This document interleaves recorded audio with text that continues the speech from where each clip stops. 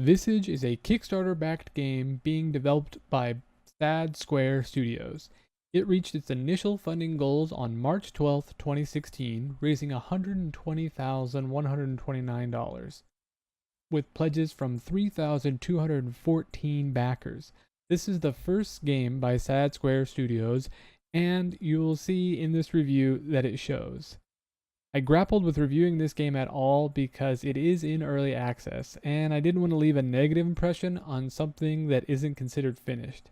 However, in the age of games that die in early access, I think Visage deserves some attention, and furthermore, this review will be less about the game and more about the development lifecycle for indie games in general, with Visage being the case study for that.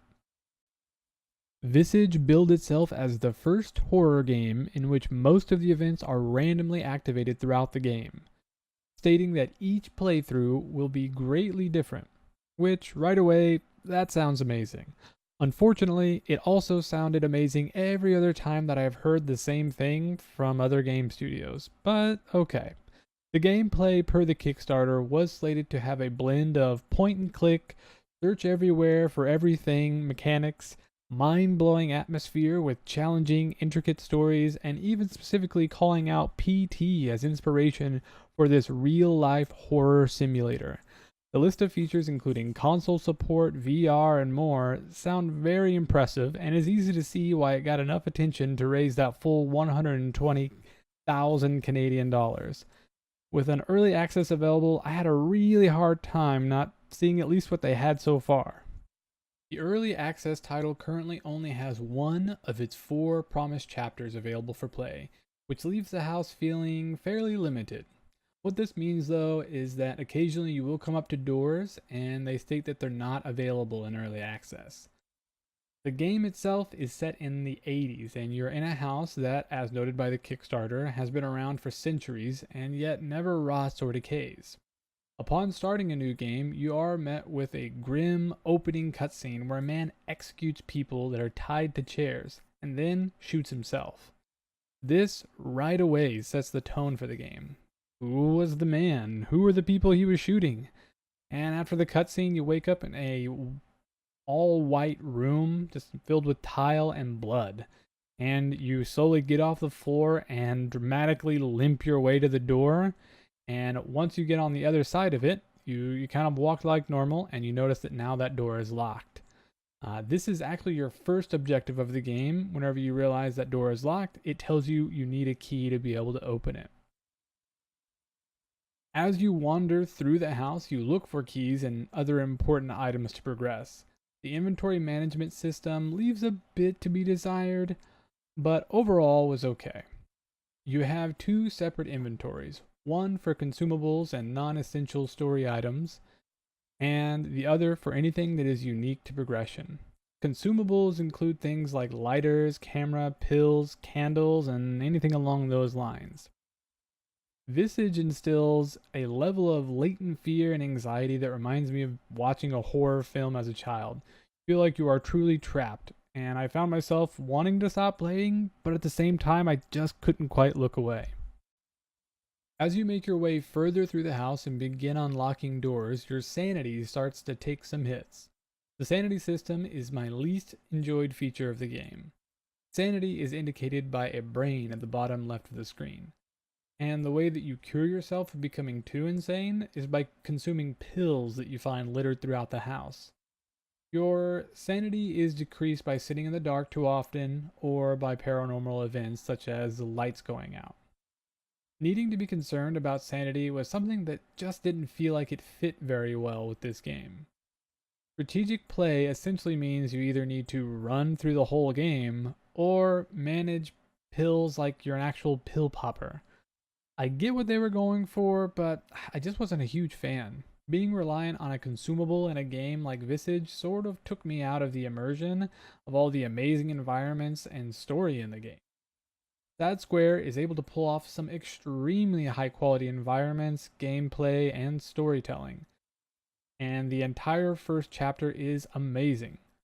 For being a studio of 2 guys plus some non-full-time members, the game quality is extremely impressive.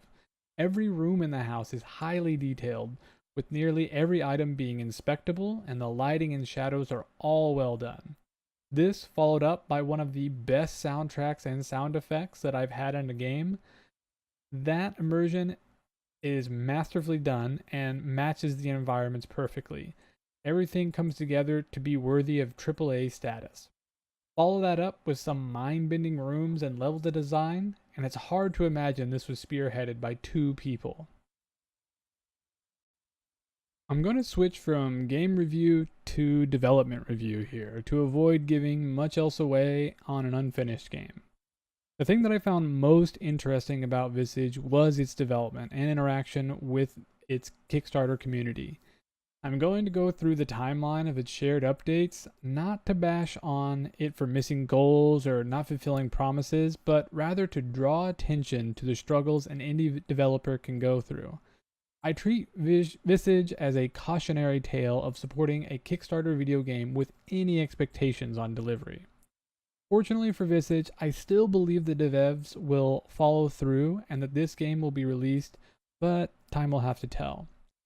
After passing its base funding goal of $35,000, Sad Square was able to drum up a full $120,129 in Canadian money worth of funding by the time its campaign ended on March 12, 2016. This amount of funding meant stretch goals were achieved, which unlocked console support, VR, 3D character models, multiple language support, and a major game size expansion.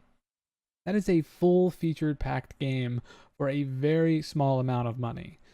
The devs can call out the fact that it is a small amount of money in their FAQ, stating they weren't in it for the money. However, as anyone who has really tried anything for the first time can attest, you just don't really know until you do it. One of the first few updates Sad Square posted to Kickstarter was a promise to post a new update on the 13th of every month, something it would have a hard time doing. In fact, of the 24 updates posted after that, only 4 of them were done so on the 13th. Early updates mentioned the addition of collectibles such as a horror memorabilia, sort of like videotapes, movie posters, that kind of thing throughout the game, but I don't know if that ever actually got added, and I'm kind of glad it didn't. I didn't notice anything in my time with the early access, so I'm guessing it just didn't make it to the final cut. The following months are more standard updates with a few major reworks to the game core mechanics. Nearing the end of 2016, mostly due to some of those big reworks and the realization of just how much work development was, the release date is pushed from January 2017 to Q2 of 2017. In a surprise move for a game that is already being delayed, in December of 2016, Sad Square announced that it would be doing multiple endings, which was originally a stretch goal, and that stretch goal actually wasn't met during the funding stage. This kind of shows what I think is the most amazing part of supporting an indie game developer. The developers want to make an amazing game, even if it means piling on way more than they can handle. But unfortunately, on the flip side, that does potentially mean they may never actually release the game. And they don't really have that pressure of the big game overlords to push out an unfinished product. So that's where we kind of get with this, where we end up waiting a little bit longer than necessary. After the announcement of multiple endings, we get another core mechanic rework the following month. In February, they voiced concerns with VR and the release date again. Eventually, in April, they remove the release date expectation altogether and state that as of right now, it's to be determined for 2017 until further notice. They even start to call themselves out on being new developers as the reason for these delays. May 2017 is the first time that they acknowledge that they haven't been landing these 13th of the month updates, and to be fair, a handful of them have been on the 14th. June is met with another apology for a delayed update. July comes with concerns, stating that the team is getting a bit burned out and starting to feel the pressure. Followed by a delayed update in August, no update in September, and a new trailer release with a status update in October. The October update reveals a list of items still left to be completed, which was pretty much just a list of items that impacted every single aspect of the game. I was really surprised to see them release something that showed how much they had to work on. This list doesn't change for months, and in December they cancel any expectations of release date at all. And finally, after missing 2 months of updates, in March 2018, they advised that they had to scrap an entire chapter, basically because it sucked, and that they would no longer be doing monthly updates. They advised that the next update they did would contain release information. However, after a full 5 months passed, they communicate an update where they explain they still don't have a release date, and that chapter still isn't finished. Another 4 months goes by, and in September, they post an update about an early access version of the game. This is almost the final nail in the coffin for me. If anything makes me feel like this game isn't going to get released, it would be the unexpected early access release after over 9 months of very few updates. The devs attempt to rationalize this by explaining that their mental health has suffered due to the development of this game, which I totally understand, and that it really is just the two of them developing this game, and, well, it's their first freaking game. They do shine some hope, though, and state that they expect to only be in early access for 4 months, but, spoiler alert, 4 months later, they are still in early access. The week before I recorded this review, which would be 5 months after they entered early access, they have posted yet another apology update, stating that they are still working on the console version, and that they feel that Lucy's story is too linear, which I absolutely agree with. Phew, that is a lot, I know, but that gets us caught up on this wild development ride. I found it fascinating to have an inside look at the struggles these indie teams have to go through to create games. While at first glance, Visage may sound like it won't be released, I must admit the most recent follow-up did actually renew some of my faith that they're going to push through and get this thing finished. Again, all of this reciting of the timeline of events was not to say that Sad Square is terrible or has done something wrong.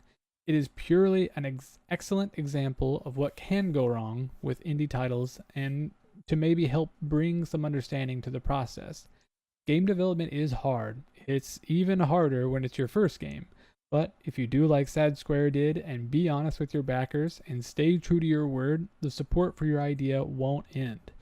After all the delays, unfulfilled promises, and even with the lingering uncertainty of a release at all, Visage still has amazing support from its community.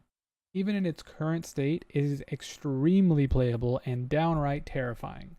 As someone who has sworn off the graveyard that is early access, I would still recommend supporting Visage. I can't really justify giving it an honest rating due to its unfinished state, but I'd stab it. I'd give it a good 3 to 4 stabs if I had to. And I know that's only going to get better with time as they actually give us a release.